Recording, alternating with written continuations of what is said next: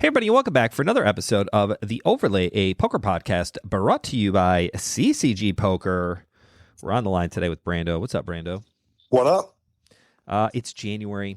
It's very cold outside. January really has got to be one of the worst months of the year. You mean It's just a hot take by me. I hate it. like weather-wise?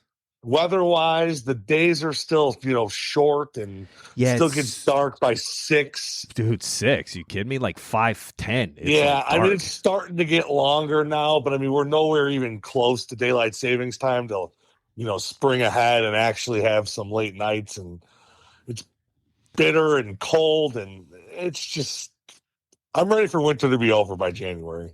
Yeah, it's rough. I feel like they should do the WSOP Paradise in January for us cold birds to get away from this wonderful winter wonderland that we live in.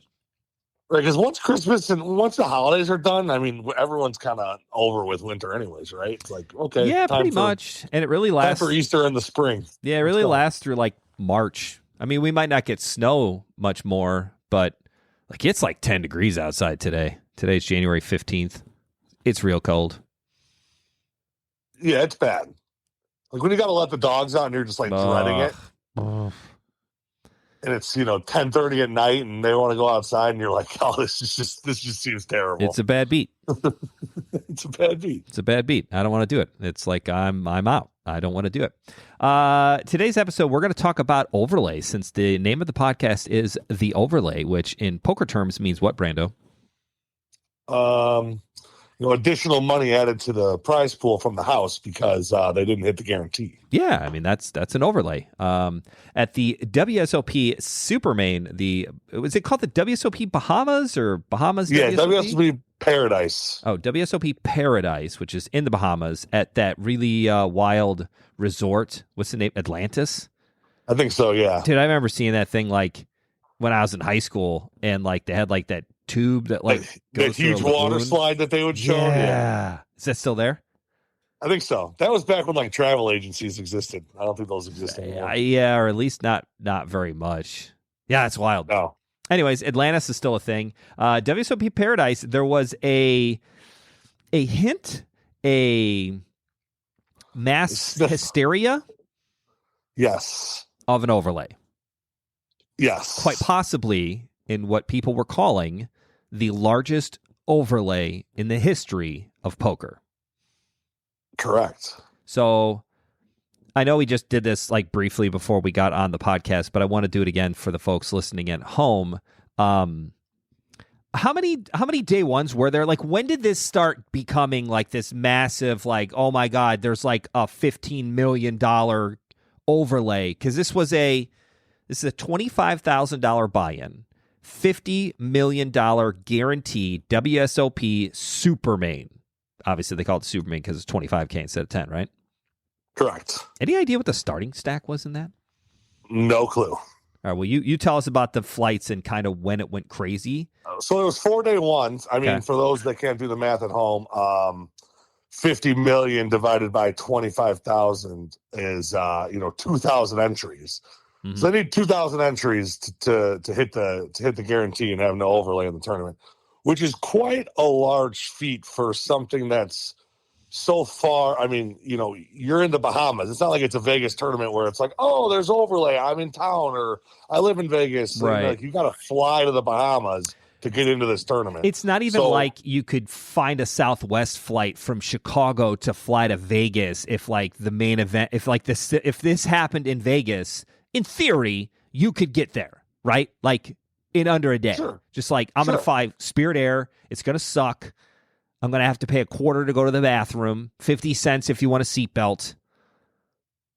That's the stuff they charge you for in Spirit Airlines, right? For sure. I've flown Spirit one time. My first time ever going to Vegas, I flew Spirit, and that will be my last time. I flew Spirit one time, also my last time. We were going to Key West for a wedding, my wife and I. I don't know if we were married at the time, but we were going to a wedding, and it was like the only flight we could find direct to Key West was this like Spirit Airlines. And I was like, whatever, no big deal. This is like before, it's like 2011, 12, somewhere in there. So, kind of before the almighty like internet of like super Expedias and like AI telling you the best flight times and whatever to do. And like, I'm like, all right, it's the only flight we can find. So we took it. It was Spirit Airlines. It was terrible. But regardless of that. So the first day only had like 239 entries ish. And then, flight 1B was in the 400s, and then flight 1C was also in the 400s. And, there was really only 1,000 people entered going into the last day. And I think that's kind of where it started getting a little bit of some hysteria that we might have some huge overlay here. Yeah. Now, registration was open for the first couple levels of day 2 as well. But I mean, that's similar to the regular main. That's not like anything's different because the hub. No. Yeah. The regular main is the same way. Yeah. The hubbub was that there was this massive overlay because it looks like there were 3 day ones, 4 day ones, super main event, flight D. Yeah, I'm looking at it now on the online.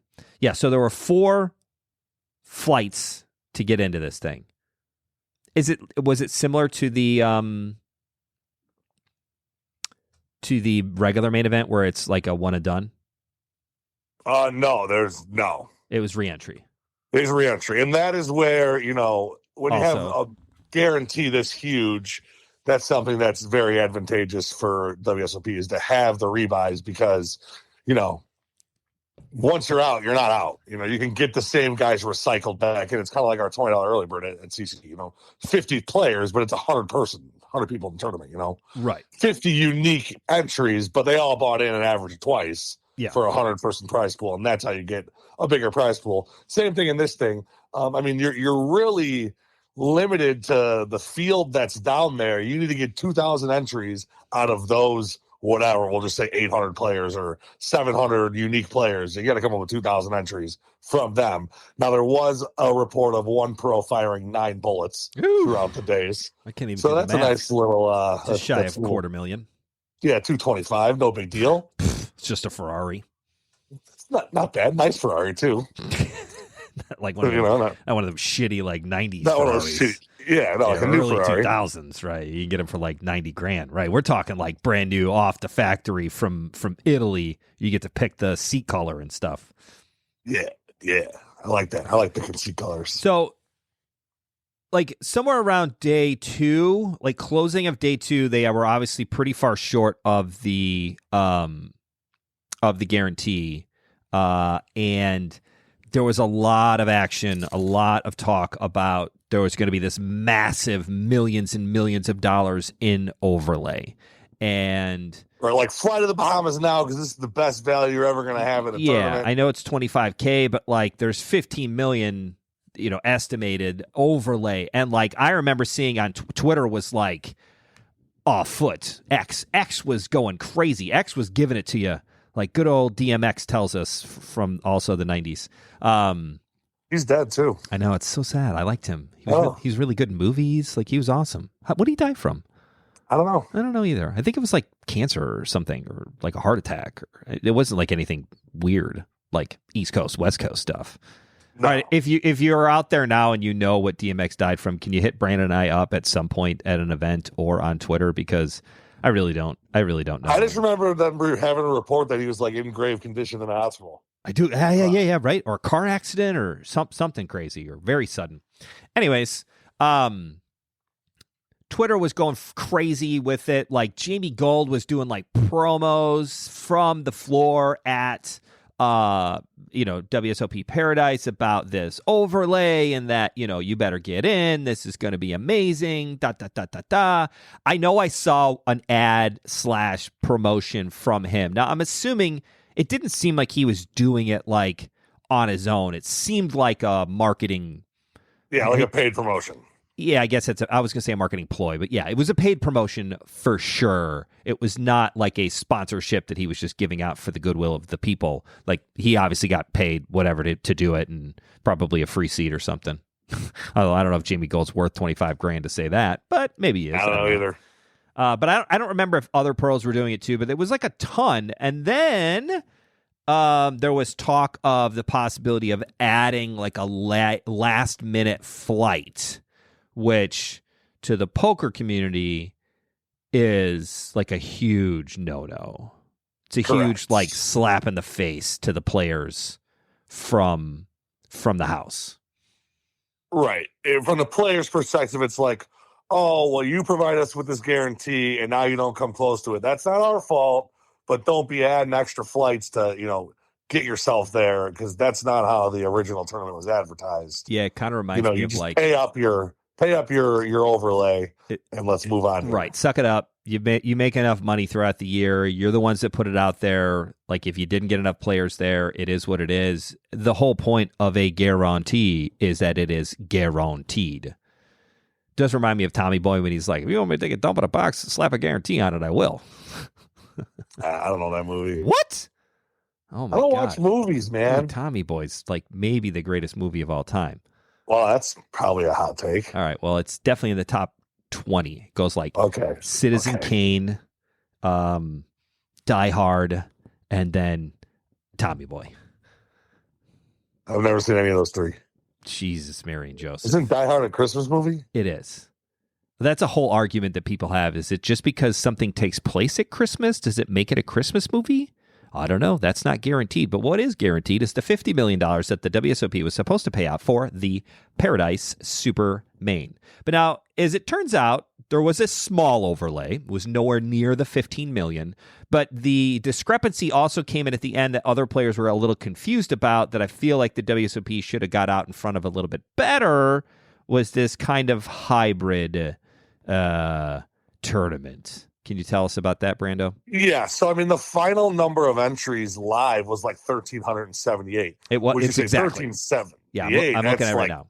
622 short, which is player-wise. Of the guarantee, which is a lot of millions of dollars. So most players are sitting there looking at like the player count, and it's like, oh, it's 1,378, right? Like, or they're probably in like the 11 or 12s or whatever it is, right? But that's where this massive like, oh no, because 1,378 times 25,000 is 34 million. So it's a $15 million overlay. More, 15 million and change, 15.55 for us math majors out there. I am not one of them. I have a degree in economics. Yep. We have a degree. A lot of math in econ. There is, but it's like very specific math, and I feel like it's more like formulae. Ooh, see how I threw that out. It's more there. Just like calculus. Mm-hmm. But anyways, so there was the hybrid part of this tournament was there was also 600 online players on GG Poker that also played in this tournament.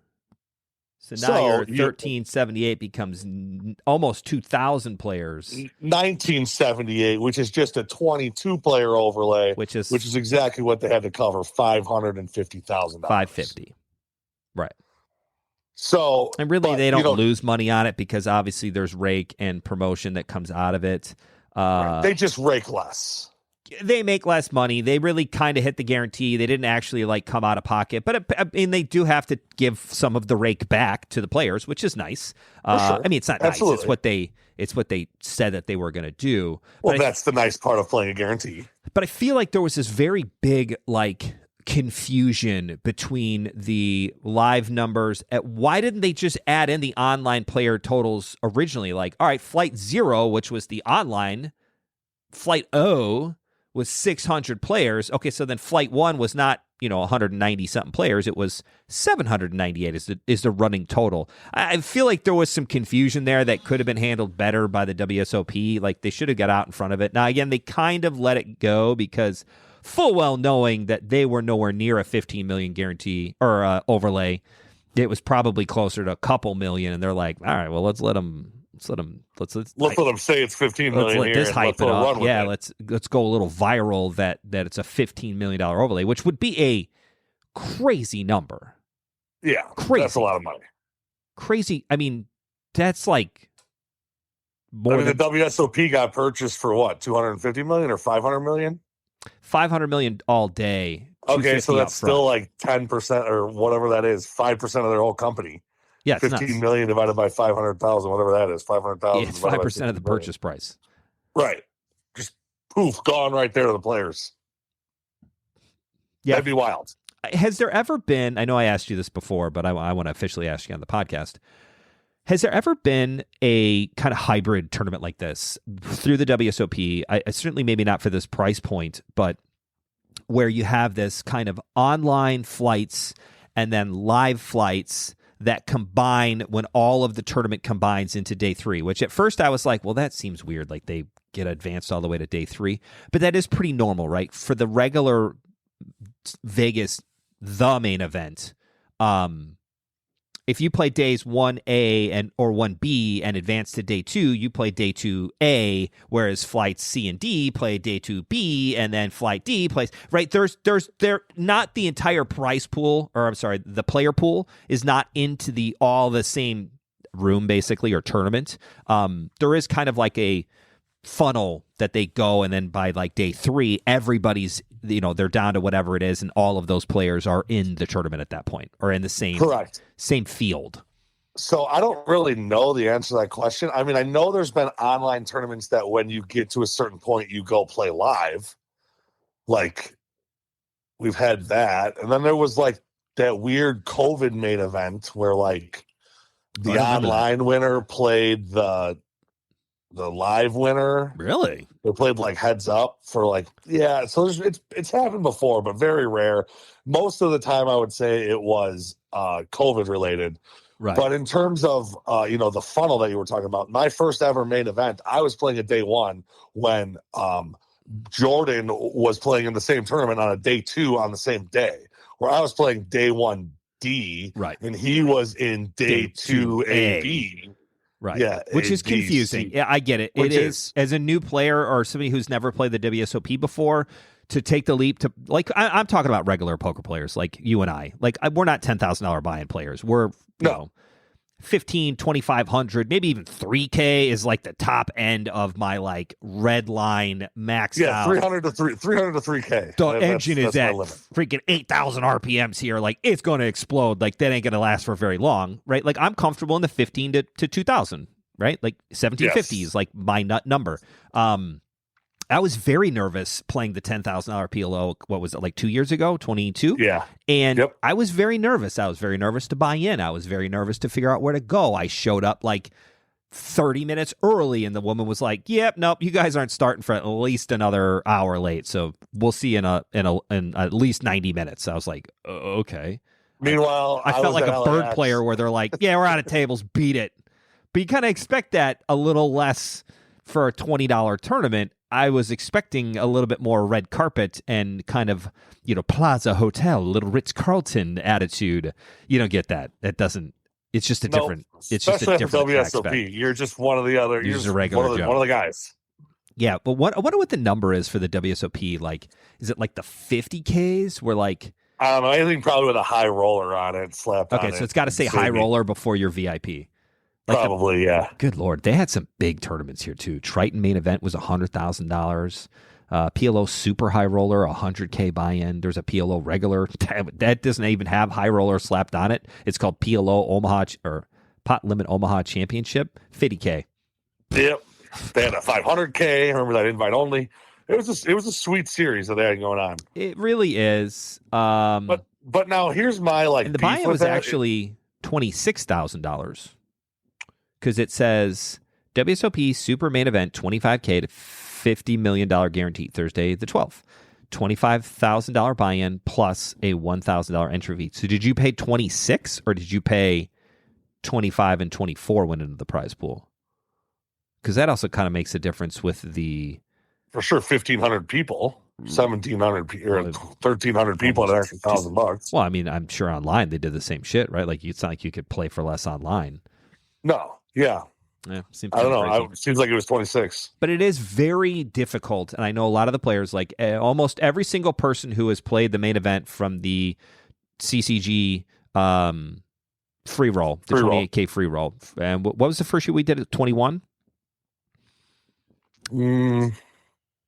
I think we've done it 3 years because the first year was one person. It was Joel. Joel went by himself, and you and I went out there. We didn't. But that would be 22. Okay, maybe it was 22. Okay, 22. 22, 23, 24 is what we've done. You're right. So 22, Joel went by himself. He was, and this is I think every single person would be in the exact same space. And Joel's probably more of like a $20 to $500 tournament player. He's like, we're like second tier at like the 2K buy-in comfortableness. So to go from like a guy who's normally playing, $20 early birds, $40 tournaments, like nightlies, deep stacks in the 120s, maybe bunking up a roll to play a $300 tournament to go play the main event, already at a maximum of poker anxiety, right? Right. Like we're talking when the WSOP circuit comes, like he ain't going to play the main. No. He's going to play the nightly. Maybe the 300 monster and stack, find one, maybe two bullets at two different times, not even the same tournament, playing like the $300 monster or something, right? Right. And that is, again, it is no derogatory statement. This is just for sure. This is just what a normal poker players do. So for Joel to win, which was awesome, that a player like that who's a regular like Bird second chance, these are all CCG low buy-in tournaments, to win his way to the main event was super cool, super fun, and we were super proud of him. But he was like on another level stress. He was worried about losing the money. I'm like, don't. It's your money. Just blow it. Like this is the dream, man. Like don't think about it. Play it like it's the early bird. Well, maybe don't play it exactly like the early bird, but like don't like the mentality of like if I bust, it's okay. It's $20. It's kind of like yeah. It's kind of like using a fake ID when you're a kid. Is that the right way to say it? Like when you're like 20 years old trying to go out to the bars, like you got to own that ID, right? Like you got to That's believe. your ID. You're confident. Walk in there like you're 24 years old, right? And you're fine. Your name's Steve Napolopoulos. Can't even spell though it. you don't belong, even though you're not. If you look nervous and you're sweaty and you're all twitchy, they're gonna know it's fake. Like you got to rock it. So I feel like shaking when you poker players got it. We got to do the same thing, players. Like you got to rock it in there. So that was year one, and then year two was what? John and Lance. I was gonna say Vince, but you're right, Lance. They were a little bit more confident. I think we definitely started talking to them earlier, like as they were building up, like all of the 50 players who got into the free roll. Like, hey, you got to own this shit. Like, don't back down. Like, be ready to go. Get ready. And they both went and they had a blast. And I think John cashed. Did he bubble? Rolled into the gas station on empty. but he got there. Yeah, everybody else ran out of gas. That's a great analogy. Yeah, he squeaked into the gas station, got the 10K, and then busted shortly thereafter. But that's fine. He got through the bubble. He cashed the main event, which is amazing. And then last year we had two more go. And again, I think Karen made it really far. Karen made close. Day 3. She got super close to the bubble, right? Yep. Relatively speaking. Bubble was the end of day 3. She busted it like dinner break day 3. Which is like deep. That's deep. So another super good run. I would love for the day that in 2025, somebody from CCG just rips down the main event, which would be just... Or at least just makes like day 6 where you're on the TV. It's exciting. You got 100,000 banked, just something cool. Everybody from CCG and really all of Chicago, all of the charity poker stuff, just like it would be awesome. Like it would be such a cool. That's my dream. My dream is no longer to win the WSOP; it's to have somebody from CCG win the WSOP. It makes the dream a little bit broader. I mean, remember that? What was it, Kevin Ma? I mean, he showed up to our place twice. Yep, and he had the whole entire Chicago charity poker in his bag. Now he did make the main event final table, which is awesome. But I mean, it's somebody that nobody really knew. They just heard through the grapevine that he had played in our doors before, and they're all rooting for him. You couldn't even imagine like a CCG regular doing that. That would be wild. It was just a guy who had been there a few times, had definitely played, and his dad was more of a regular than him. Well, then I remember he ended up coming back a couple times after the fact to play. Right, he played our Black Friday main event. I remember, and he walked to the doors. It was like a celebrity. It was like Phil Hellmuth walked. It's not like a celebrity. I mean, for us, that is a celebrity. I mean, how many players have I been met in the flesh that we've been able to play with in a tournament that have actually finaled the final table of the main event? I think he got like fourth too. He went super deep. Remember, they were calling him Kevin the Tank. Because he was tanking a lot. That's okay. If he'd have busted on day 2, I'd be like, that guy's a jerk. But when you get fourth, like, maybe I should take more time with my decisions. Maybe I'm doing something wrong because clearly whatever he did was working. As it turned out, the overlay was not nearly as big, and I think there was a lot of like viral sensation. However, I do think that because they pushed that there was a $10 million overlay is why there only ended up being a $500,000 overlay. because I think you had some pros that maybe weren't going to rebuy. Oh, I bought $50K for this tournament and I busted my 2 bullets. But now it's like, oh, there's an overlay. Oh, I got this syndicate. I got all these buddies. They're willing to put 5K, 5K, 5K, 5K. Let me just fire another bullet, or let me, tell my wife she's got to wire another 25K because $10 million overlay. How can we pass this up? And that kind of intrinsically, lowers the overlay in itself. Well, it's like a domino effect, right? And it happens pretty much all the time. But I want to switch gears shortly and briefly talk about just guarantees in general. Yep. Because I think a lot of players chase guarantees, and I don't know if that's the best way to pick a tournament. Because obviously the guarantees don't always work, right?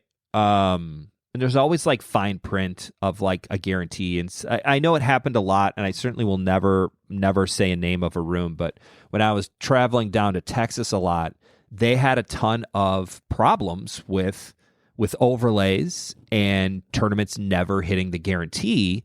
And Texas poker players out there, you all got spoiled as shit because you're getting these like wonderfully fattened tournaments with super small player pools and ginormous prize pools because the rooms were just dumping money into these tournaments to kind of do it, and everybody was one-upping one another.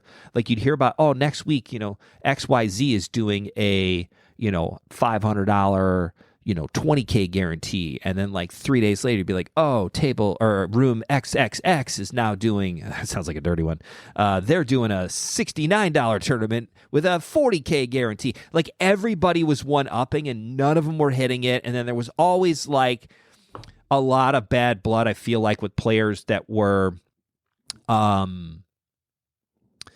they were doing, obviously the WSOP didn't add a flight, although there was talk from the players wise. Now, that was never an official word from WSOP. They kept their mouth shut the whole time, which is, I feel like that's what you do. If you put a guarantee out there, you just slap the guarantee on there and you ride the wave in and see what happens. And you hope that the guarantee drives players to play in a tournament that they normally wouldn't have, which is the only reason why a casino does a guarantee.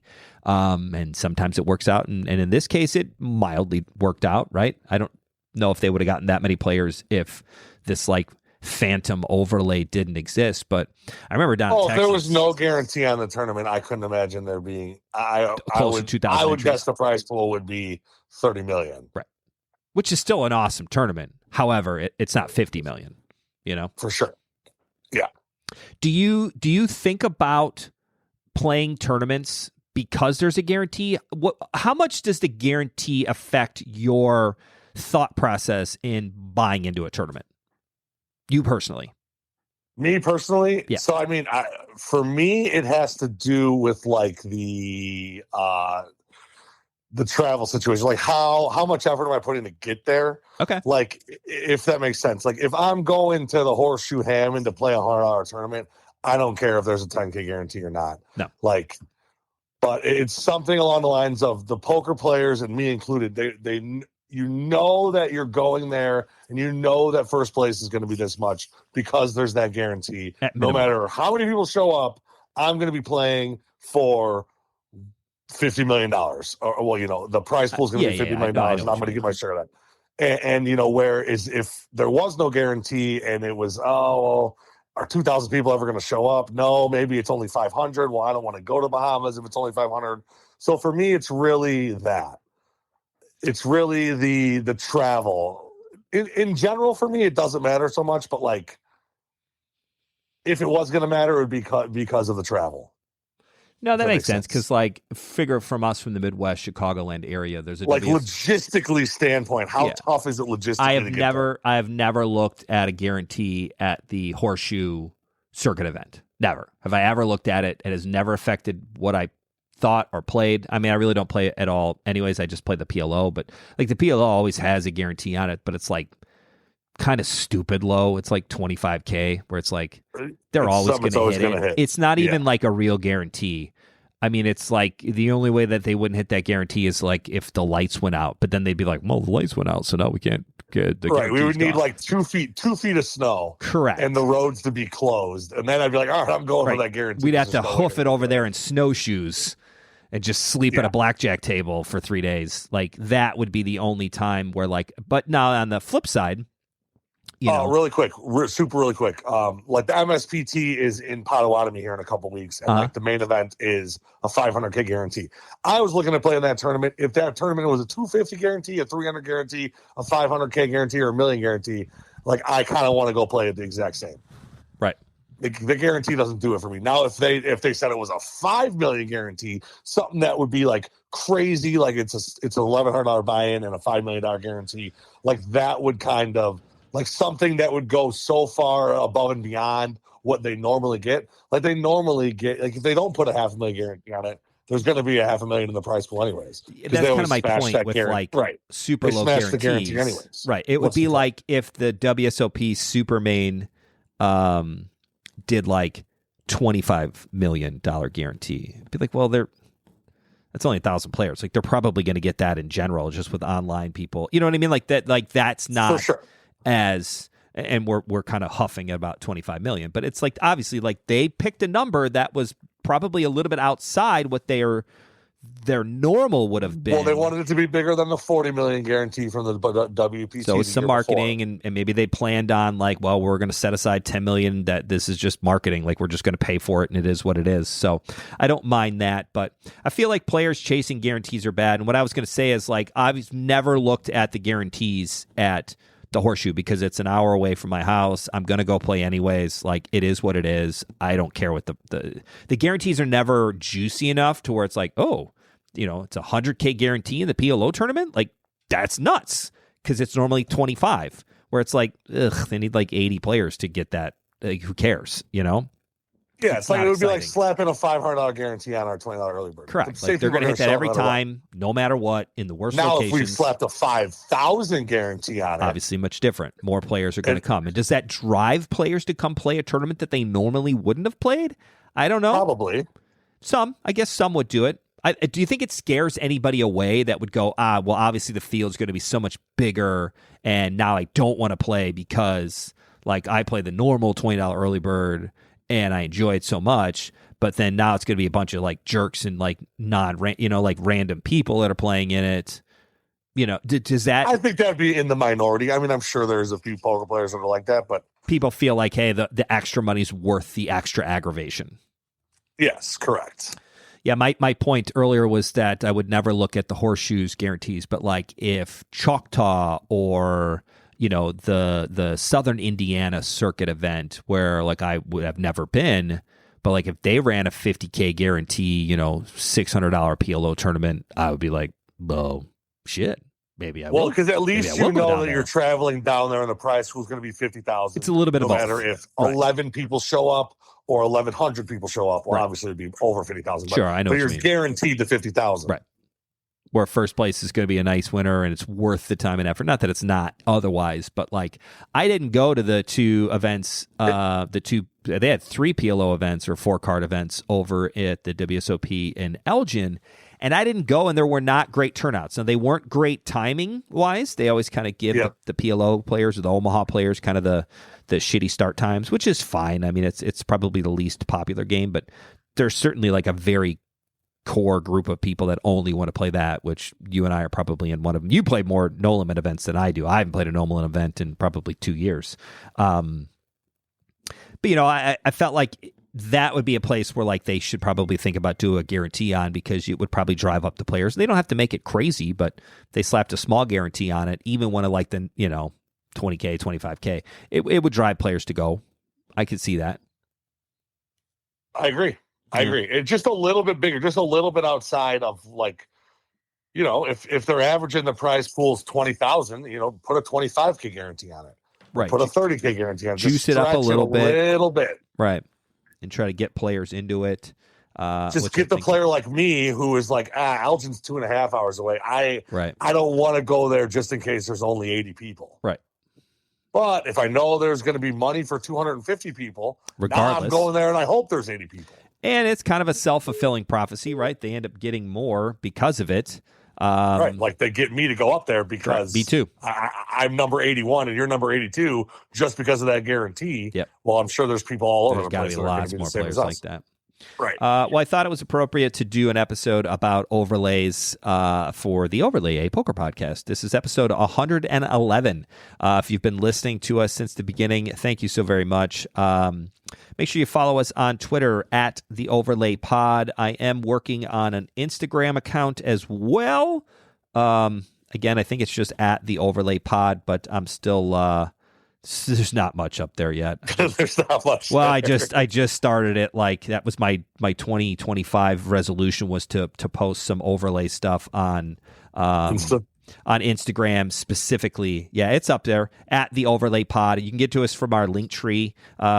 Just search the Overlay, a poker podcast, and we'll pop up. We do have 32 followers already. Nice. Let's go. Shout out to Shuzviz Poker and Paragon Running. DD Dean 256. Narzi, God, oh boy, no idea what that is. Robert Owens, the brother of Brad Owens, spelled differently though. Man, Royal Flush Rewards. Let's give them a shout out. What do they do? For sure. Royal Flush Rewards. Australian. I think it's Royal Flush. No, it's not nearly that racist. It's just Royal Flush. I just can't say it 5 times fast. Royal Flush Rewards, an Australian rewards club for poker enthusiasts. 18 plus and conditions apply. I don't know what that is. But it's something in Australia. So, hey, we're shout out down under. One more shout out. Who else we got? Gary Chappell from G Chaps Poker. He's pretty cool. Nice. Oh, he's at 479 followers, folks. Get him to 500. He's a professional poker player. He streams. He also is an elite coach, but it's in quotation marks, which seems weird. Gary, I don't think you should put elite in quotation marks there. But, right, it makes it sound like you're not elite. Right. Check him out. He's a player and a coach. Rocket ship after coach. I'm a big fan of his Instagram right now. So that is G Chaps Poker. Gary Chappell. Check him out. 479 followers. Let's see if we can get him to 500. Other than that, thanks for listening. Check us out at an event near you in the Chicagoland area at CCG Poker, or hit us up on Twitter, or maybe sometime soon on Instagram. I'm sure I'll respond back eventually. You got anything else for us to say, Brando?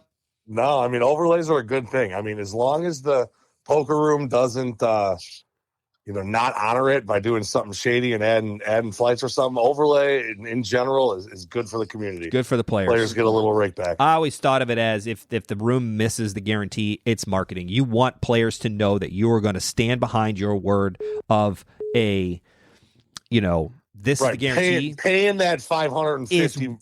It's worth the what's the word I'm looking for? The price.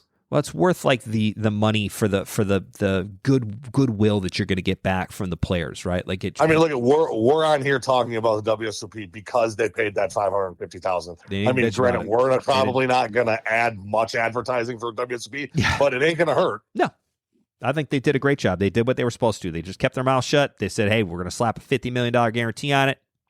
They fell a little short. They weren't out there, screaming, "Please come save us. We can't afford $50 million." Or they didn't put in 22 house players to correct to free roll it, and we're gonna have to put up this 550 anyway. Yeah, might as well give it to some people. Which again, might as well give it to Jamie Gold. He can bust 22 bullets himself. Short run, it seems like a great idea. In the long run, it's not good for the poker community. Yep, short-sighted isn't very good. Thanks for listening. Make sure you hit that follow button on, or leave us a review on Apple Podcasts. Leave us a review on Apple Podcasts. Other than that, Brando, lead us out of here. Farewell all. See you next week.